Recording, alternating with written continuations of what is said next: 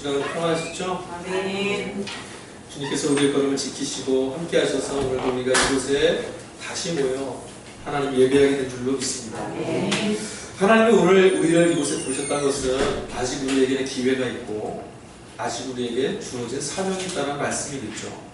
여러분 오늘 예배를 잘 마치시고 삶으로 나가셔서 예수 그리스도의 사랑으로 하나님 맡기신 자를 잘 감당하고 이 땅에 이루시기를 꿈꾸는 하나님의 나라를 함께 이루어가는 충성된 하나님의 사람들 되기를 주의 이름으로 간절히 축원합니다. 아멘. 여러분 계명, 성경을 보면 하나님이 우리에게 주신 말씀들이 담겨져 있죠. 근데 이 계명이란 말을 들으면 어감이 여러분 좀 어떠세요? 계명, 명령, 규례 이런 거 들으면 왠지 마음 좀 답답하지 않으세요?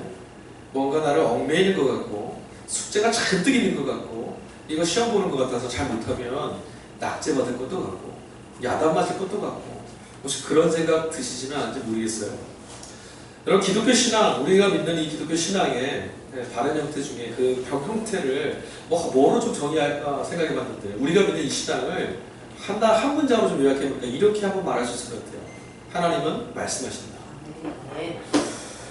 칼바르트라고 하는 유명한 신학자가 있습니다. 이 사람이 이런 말을 남겼어요. 하나님이 말씀하신다. 예, 하나님이 우리에게 말씀해 주셔야만 우리는 그분을 알 수 있습니다. 오늘 우리는 또 이 자리에 하나님 그분이 누구이신지를 알고 싶어서 우리가 살아가야 될 세상 가운데 그분이 어떤 분이시고 어떻게 역사하시는지 우리도 그분을 어떻게 믿고 따라야 되는지를 알고 싶어서 말씀에 귀 기울이고 있는 줄로 믿습니다. 계명, 아까도 말씀드렸지만 계명이라는 말 어투 자체가 단어가 우리에게 가져다준 느낌이 좀 달라요. 계명이라는 말을 들었을 때 너무 좋습니다. 하나님의 말씀과 명령 너무 좋습니다. 예, 물론 말씀 안에 그런 게 담겨 있지만 우리가 딱 들을 때는 뭔가 자꾸 숙제감만이 자꾸 들어요. 하나님께서 이스라엘 백성들에게 계명을 왜 주셨을까요? 여러분 성경을 펴보면 해라, 하지 마라 이런 말씀 굉장히 많잖아요. 그렇죠? 그럼 하나님이 왜 이스라엘 백성들에게 자신이 선택한 그 백성들에게 하여라, 하지 말아라 이런 숙제를 많이 주셨을까요? 이스라엘 백성들은 하나님 주신 명령과 규례와 말씀을 잘 이해하지 못했어요. 왜 이 말씀을 주셨는지. 그래서 이들은 뭐 했냐면 주신 말씀을 내가 100점 받아봐야지 열심히 노력하면서 살았습니다. 하지만 그게 되지를 않았어요. 하나님 주시는 명령들, 하나님 주시는 계명들 그거 지키기에는 너무 힘이 듭니다. 왜냐하면 우리의 본성이 하나님의 말씀대로 살기가 너무나 타락해 있거든요. 하나님은 우리에게 하늘을 우러러보며 땅에 있는 것들에 천착하고 욕심내지 말고 살으라 하셨는데 여전히 우리는 땅에 있는 것들에 대한 손이 바쁩니다. 하나님이 주시는 것들이 귀하다는 걸 알면서도 여전히 땅에 있는 것들을 내 안에 채우려고 몸부림치죠. 그런 것뿐만 아니에요. 하나님 우리 안에 끊임없이 말씀하시는 거 뭐냐면 세상에 나가서 너희 살 때 염려하지 말고 두려워하지 말고 이 성경 표현 맨날 보는 문장인데도 우리 이거 잘 안 됩니다. 우리는 우리 눈앞에 보여지는 것들의 영향을 많이 받아서 그렇죠. 오늘 같이 읽은 요한복음 말씀 성서일과의 제3독서로 주어진 부분인데 말씀 속에 보면 예수님이 이런 말씀하세요. 내가 너에게 새 계명을 주겠다. 새로운 계명을 주겠다. 그러니 여러분 새로운 무엇인가를 다시 주신다는 얘기는 이전에 있던 뭔가가 좀 잘못됐다는 말 아니겠어요? 이전에 있던 계명들을 이스라엘 백성들이 뭔가 좀 잘 못하고 있었기에 하나님 예수님께서 지금 새로운 계명을 이제 너에게 주겠다 말씀하신 거겠죠. 본문의 말씀은 예수님이 십자가 지시기 바로 직전입니다. 바로 직전이었어요. 제자들과 함께 만찬을 나누고 제자 중에 한 사람 유다가 예수님을 팔려고 뛰쳐나간 바로 다음이에요. 바로 다음에 예수님이 말씀하신 거예요. 그러니까 어떻게 보면 이 말씀을 끝내고 나서 이 제자들과 헤어져야 됩니다. 그냥 헤어지는 것도 아니고 예수님은 죽음을 향해서 가셔야 되고 제자들은 그 주님을 바라봐야 되는 그런 상황이죠. 그러니까 주님이 남긴 마지막 말씀과 같은 거예요. 그러니까 예수님의 가르침, 예수님이 남기고자 했던 우리들에게 남겨줬던 그 말씀의 핵심이 바로 여기 담겨 있는 겁니다. 예수님이 뭐라고 말씀하셨냐면 새 계명을 주겠다. 이 새 계명이 뭐였습니까? 내가 너희를 사랑한 같이 너희도 서로 사랑해라. 그런데 여러분 이 두 가지가 좀 마음에 걸렸어요. 뭐냐면 너희도 서로 사랑하라는 이 말씀 여전히 부담스러워요. 또 하나는 뭐냐면 새 계명이라고 하셨는데 이거 새 계명은 아닌 것 같아요. 왜냐하면 이미 구약 성경에 레위기에도 나와 있고 신명기 말씀에도 나와 있고 곳곳마다 너희가 하나님을 사랑하고 내 이웃을 사랑하라 말씀 주셨거든요. 근데 지금 주님이 뭐라 했냐면 새 계명이에요. 뭐 달라진 게 없는데 예수님은 굳이 너희에게 새 계명을 주겠다고 말씀하십니다. 도대체 왜 무엇 때문에 새 계명이라고 말씀하셨습니까? 이거 궁금하지 않으십니까? 여러분 오늘 이 말씀 속에서 우리가 왜 예수님이 새 계명이라고 말씀하셨는지 이유를 좀 발견해낼 수 있다면 하나님의 말씀과 명령과 규례 앞에 선 우리들의 마음이 이제 자유로워질 거라고 저는 믿습니다.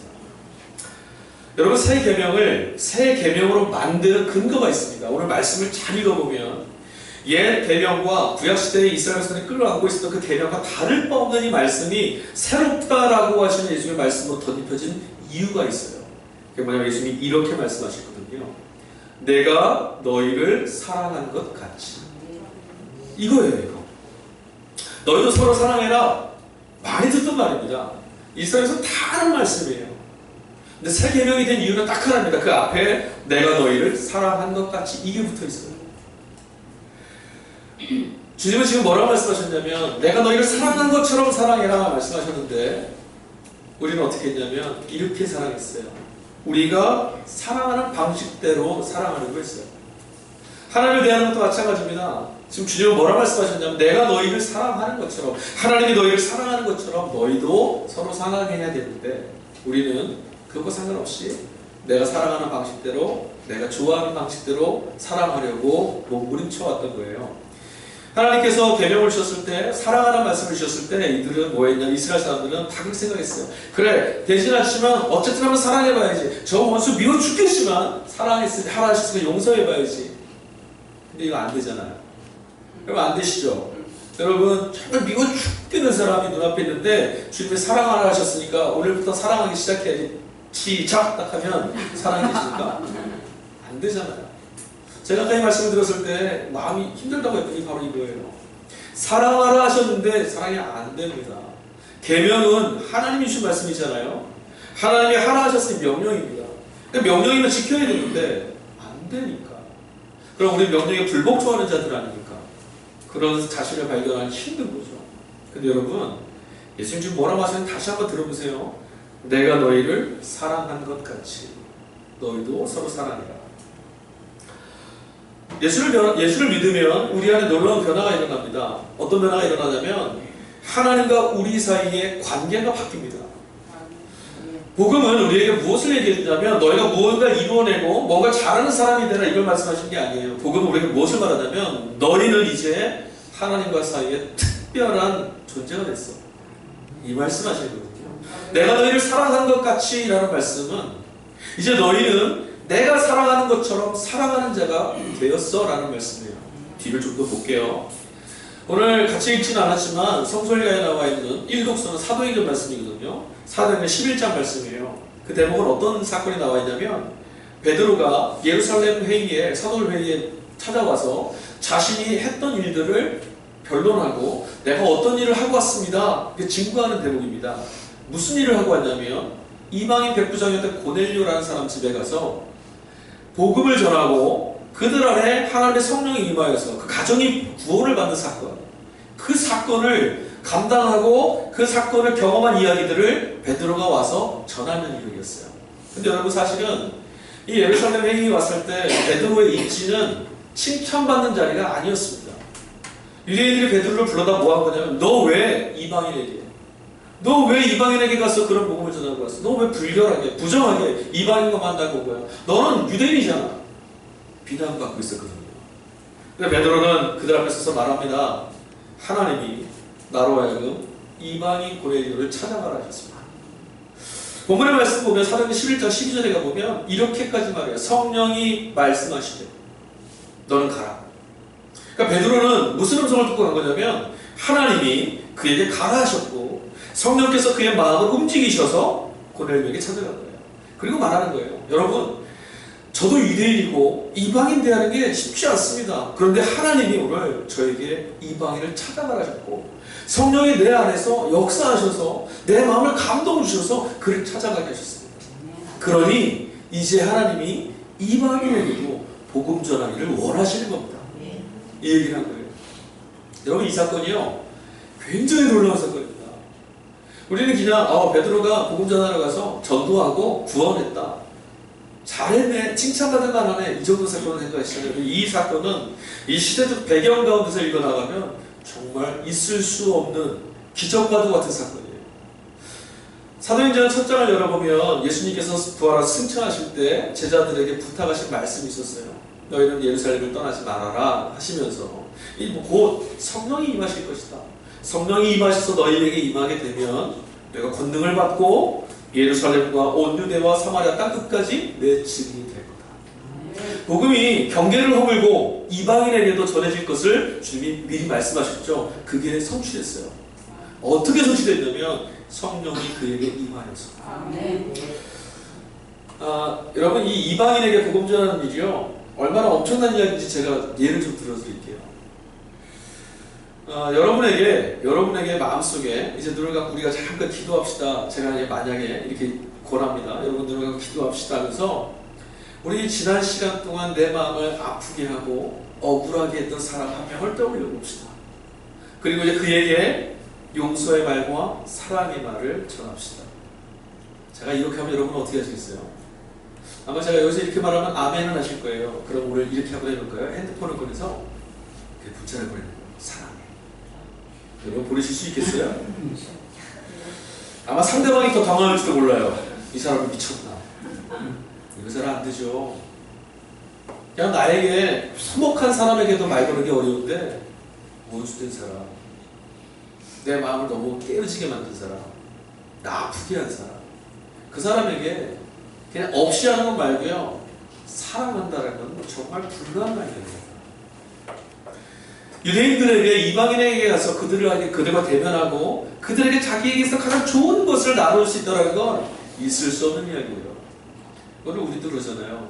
한 걸음을 못 나가요. 한 걸음. 내 곁에 내가 보기 싫은 그 사람에게 내 마음 한 걸음을 나갈 수 없는 우리잖아요. 그런데 지금 이 일이 일어났다는 거예요. 기독교 복음의 그 놀라운 사건은 뭐냐면 하나님이 우리를 붙잡아 주시고 성령이 임하시면 이 경계가 깨어진다는 거예요. 우리는 넘어갈 수 없었던 그 벽을 허물게 하시는 분이 하나님이시라는 거죠.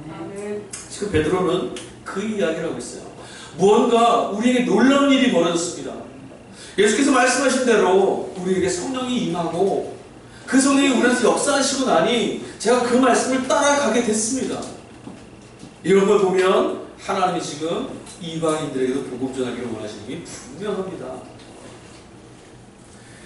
주님이 자신을 사랑한다는 것을 확인한 베드로였어요. 우리 요한복음에 보면 부활하신 예수께서 베드로를 찾아가서 디베랴 바닷가에서 고기 잡던 베드로를 찾아가서 3번이나 그에게 하신 말씀을 기억합니다. 요한의 아들 시몬아, 네가 나를 사랑하느냐. 그때가 어떤 상황인지 아시죠? 베드로가 예수님 부인하고 배신하고 저주까지 하고 도망갔던 때였어요. 예수님 찾아오셔서 뭐라고요? 네가 나를 사랑하느냐. 그 3번의 확인을 거쳐서 베드로는 무엇을 경험했냐면 주님이 나를 정말 사랑하시구나. 주님이 나를 조건을 묻지 않고 용납해 주시구나. 나의 지난 과거가 이렇든저렇든 얼룩이 묻었던 상처 입었던 깨져 있던 묻지 않고 주님이 나를 사랑해 주시는구나. 그걸 경험한 다음이었어요. 베드로는 그 사랑을 경험하고 있었고 기억하고 있었습니다. 그 기억 안에서 성령이 그 안에서 일하셨던 거예요. 완전히 새로운 세계가 열린 거죠. 베드로에게는. 유대인이었던 베드로에게, 유대인으로 경건했던 베드로에게 이런 일이 있을 수 없는 일이었어요. 어저께까지만 해도 상상도 할 수 없는 일이 지금 그에게 펼쳐진 거예요. 전혀 다른 세상이에요. 불가능이 지금 가능으로 바뀌었어요. 예수님이 하셨던 그 말씀이 땅끝까지 가서 증인이 될 거라고 하셨던 그 말씀이 믿어지지 않았었는데 자기가 지금 그곳에 가 있어요. 사도행전 11장 12절에 아까 말씀드렸다시피 성령께서 내게 의심하지 말고 넌 가라 말씀하셨대요. 18절 말씀을 또 말하면 이제 하나님께서 이런 말이에요. 사도행전 1장 8절에 말했던 그 말씀이 성취되는데 어떻게 성취됐냐면 베드로의 의지나 베드로의 인격이나 베드로의 성품 여기에 기인한 게 아니라 저쪽으로 베드로를 사랑하셨던 하나님의 역사였어요.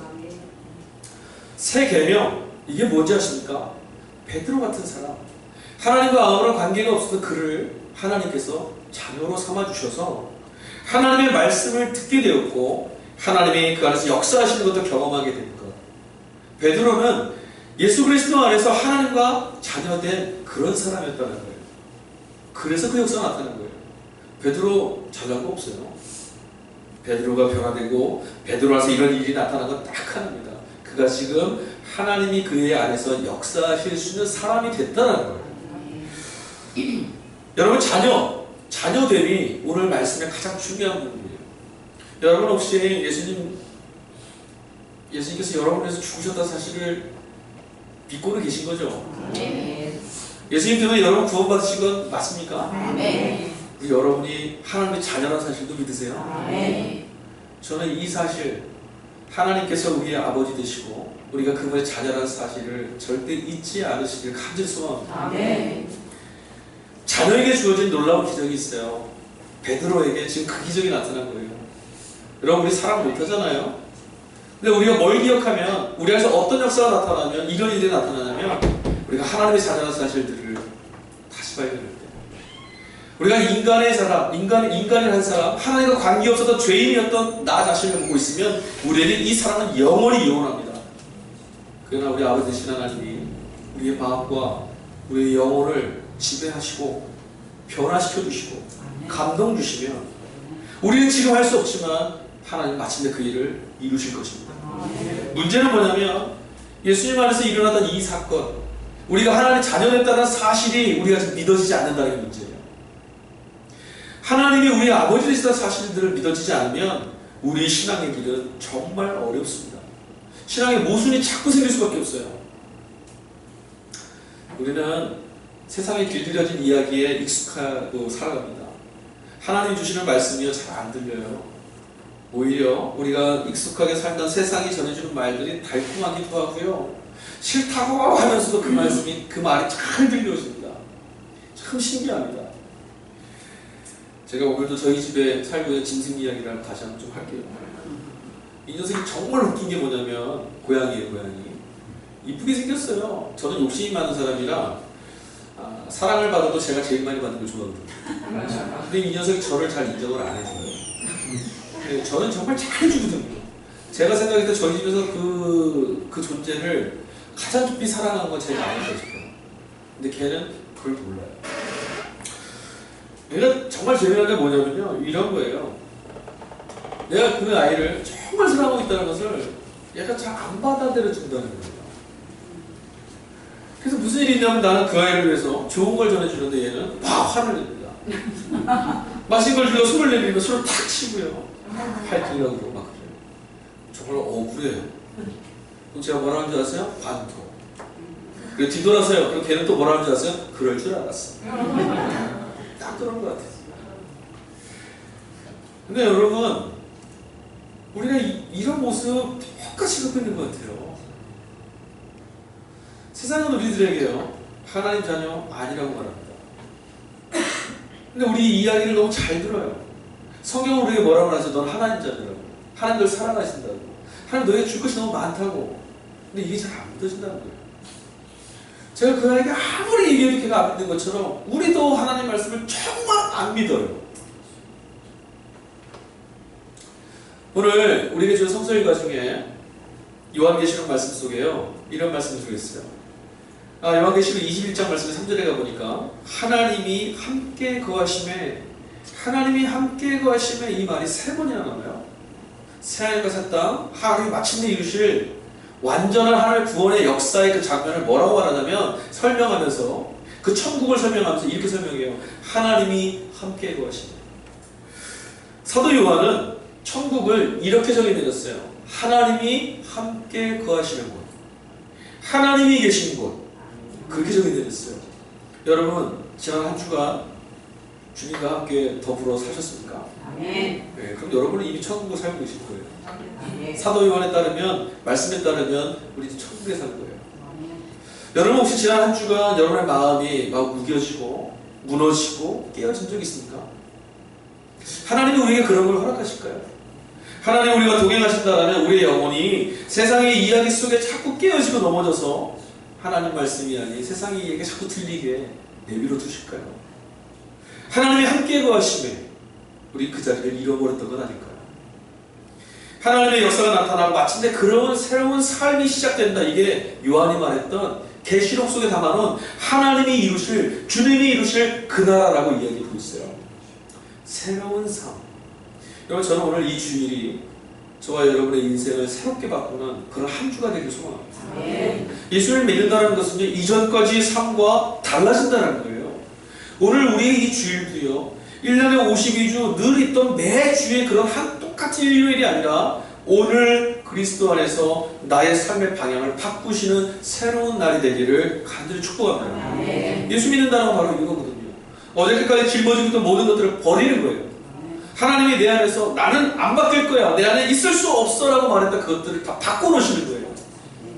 여러분, 혹시 이전에 올라오시기 전에 여전히 난 어쩔 수 없어, 이런 거 갖고 오신 거 있으세요? 여러분, 믿으시기 바랍니다. 하나님 우리 아버지 되십니다.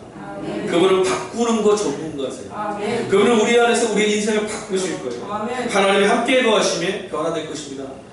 내가 이렇게 변할 거야를 믿지 마시고 하나님이 나를 그리 바꾸실 수 있는 분이라는 걸 믿으세요. 오늘 본문 속에서요, 주님은 자신이 이 지금까지 3년 동안 열심히 달려왔던 십자가를 향해서 달려가는 마지막 걸음, 유다가 자신을 배신하고 십자가를 팔아넘기려고 떠난 그 뒤에 이런 말씀을 남기십니다. 13장 31절 말씀입니다. 그가 나가는 예수께서 이르시되 지금 인자가 영광을 받았고 하나님도 인자로 말미암아 영광을 받으셨도다. 근데 여러분, 좀 이상한 대목 없나요? 여기 지금 인자가 영광을 받았고 하나님도 인자로 말미암아 영광을 받으셨도다. 여러분, 예수님이 이 땅에서 우리를 위한 구원을 어떻게 이루셨죠? 십자가에 달리심으로 이루셨어요. 근데 지금 예수님이 십자가에 아직 안 달리셨어요. 그렇잖아요.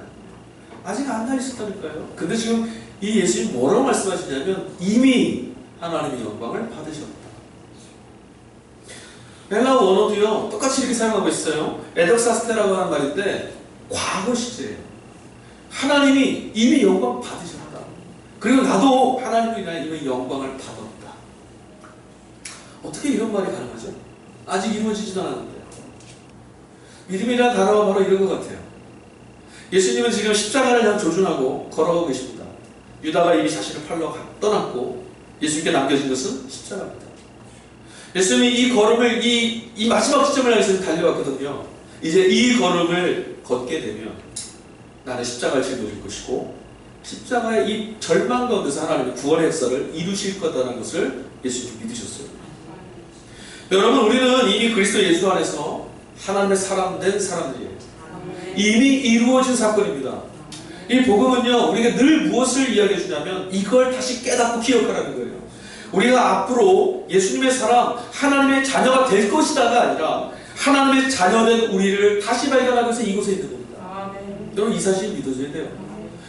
나는 깨어지고 여전히 부족한 것 같지만 하나님은 이미 나를 자녀로 부르셨어요.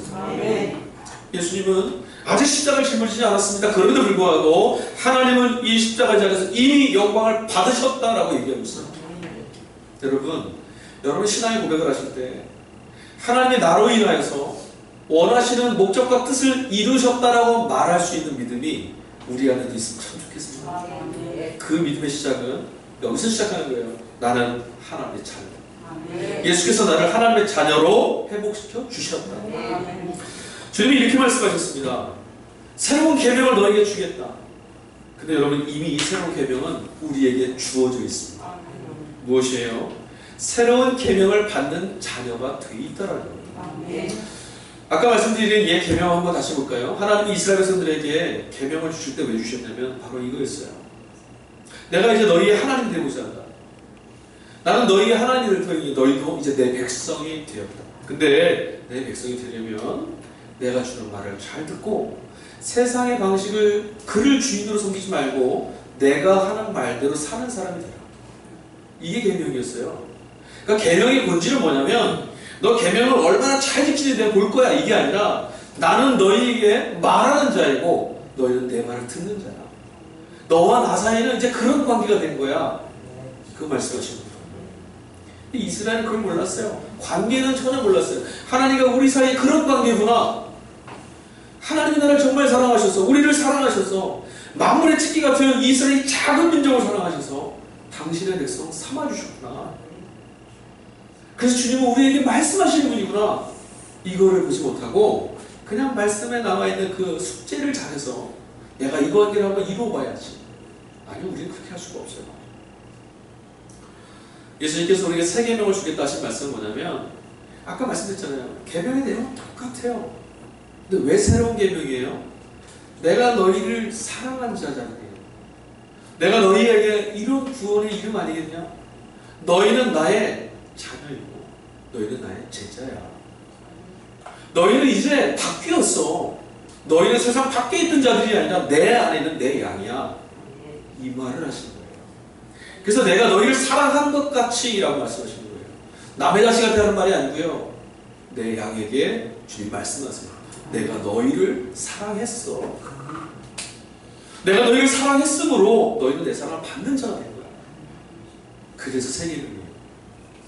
여러분, 본문의 말씀 보면 35절에 이렇게 써 있어요. 너희가 서로 사랑하면 이로써 모든 사람들이 너희가 내 제자인 줄 알 것이다. 여러분, 이거 막 짐이 되시죠? 나 사랑하지 못하는데 난 예수님 제자가 아닌가 봐.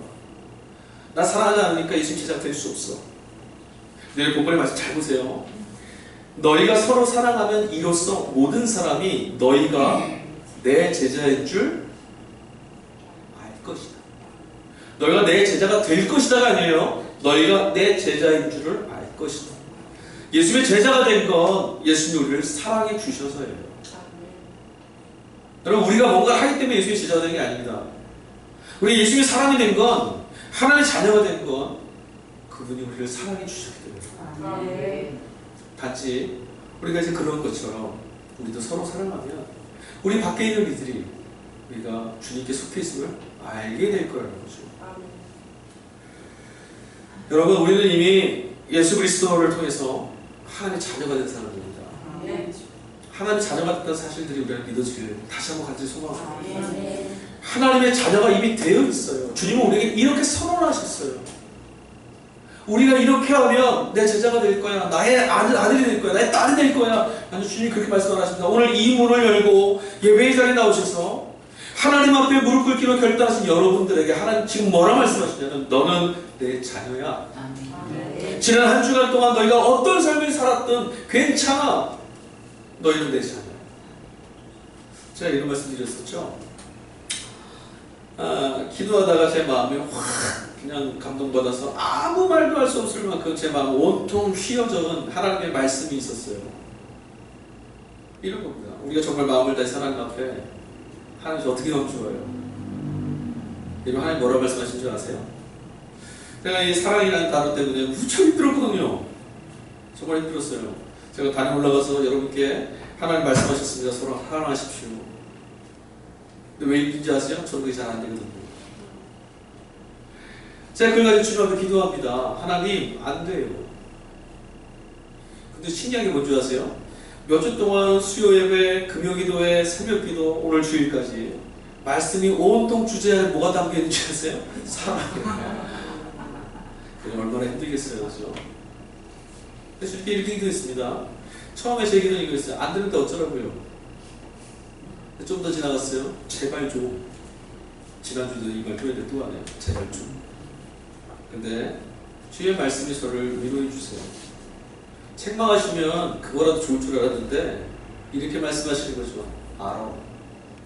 알고 있어. 감동이 안 되세요? 하나님, 전 잘 안 돼요. 제가 이렇게 해서 주의 제자가 되려고 하는데 정말 주님의 사람답게 이렇게 하려고 하는데 잘 안 됩니다. 그게 어떻게 제가 주님의 제자가 될 수 있겠어요? 근데 주님 뭐라 하시냐면, 알아. 근데 넌 내 제자야. 알아. 넌 내 자식이야. 교훈은 우리에게 이기는 거죠. 근데 우리는 옛 계명을 붙들고 지금도 뭐라 말하냐면, 하나님, 난 안 돼요. 믿어진 건 둘째 문제고 안 되는데 어떻게 해요? 괴로워요. 아니, 주님은 다르게 말씀하세요. 우리가 기억할 건 뭐냐면, 알아. 넌 내 제자라니까. 내가 널 사랑했잖아. 너는 내 자식이야. 내가 널 위해서 죽었잖아. 이 말씀을 기억해야 돼요. 우리가 제자가 될 수 있는 근거는 딱 화끈합니다. 우리 잘남 없습니다. 우리가 앞으로 10년, 20년, 100년을 신앙생활을 해도 우리가 주님의 제자답게 변화될 것 불가능합니다. 우리가 예수님과 관계를 맺을 수 있는 것은, 우리가 하나님과 사이의 관계가 성립될 수 있는 건 여기에요. 내가 너희를 사랑한다. 내가 너희를 사랑했어. 그러니 너희는 이제 내 제자야. 난 너희를 잃지 않을 거야. 여러분, 우리는 이미 예수 그리스도 안에서 하나님의 제자, 하나님의 백성입니다. 이 말씀이 제일 귀한 거예요. 우리는 하나님의 자녀예요. 그러니 이제 우리는 새로운 계명 안에 들어와 있어요. 이 새로운 계명을 잘 지키냐 안 지키냐가 아니라 새로운 계명을 받은 주님의 사람들이에요. 다른 이들에게 주시지 않았어요. 우리에게 주셨어요.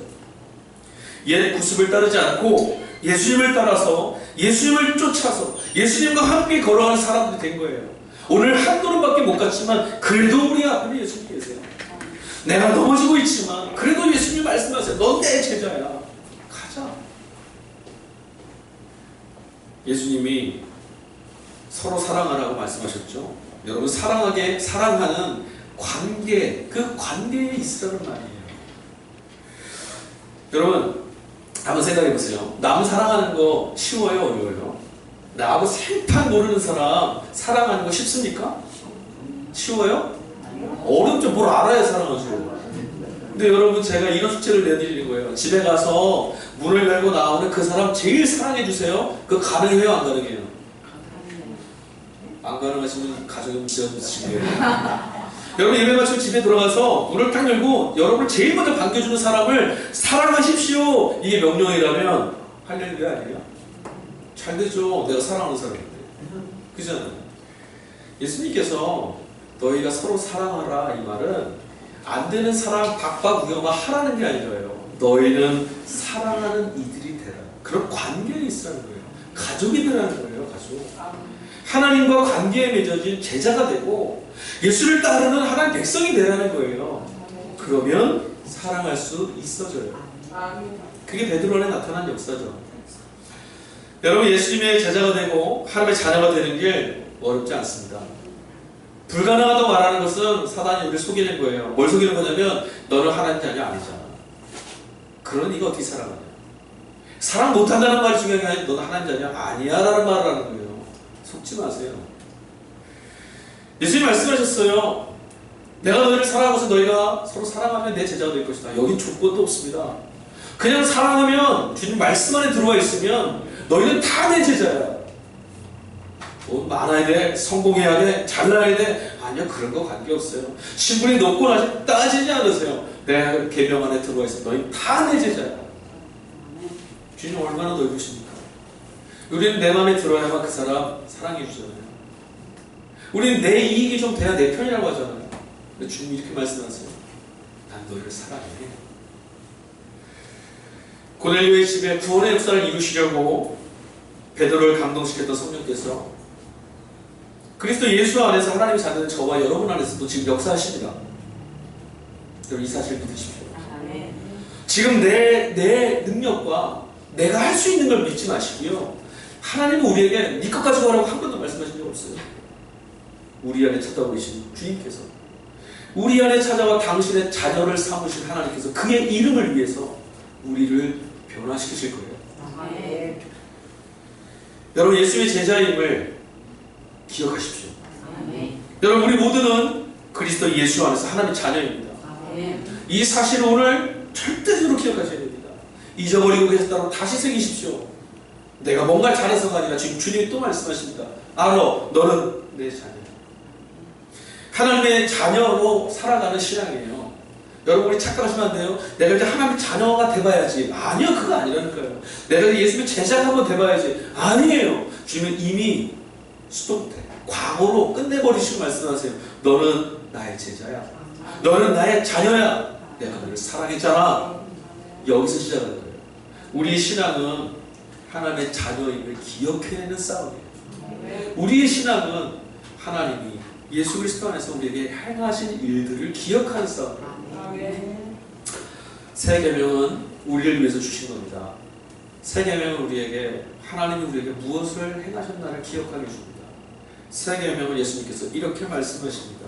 내가 너희를 사랑하였다. 여러분, 우리와 하나님의 관계는 여기에서 비롯합니다. 그런 이것이 은혜이죠.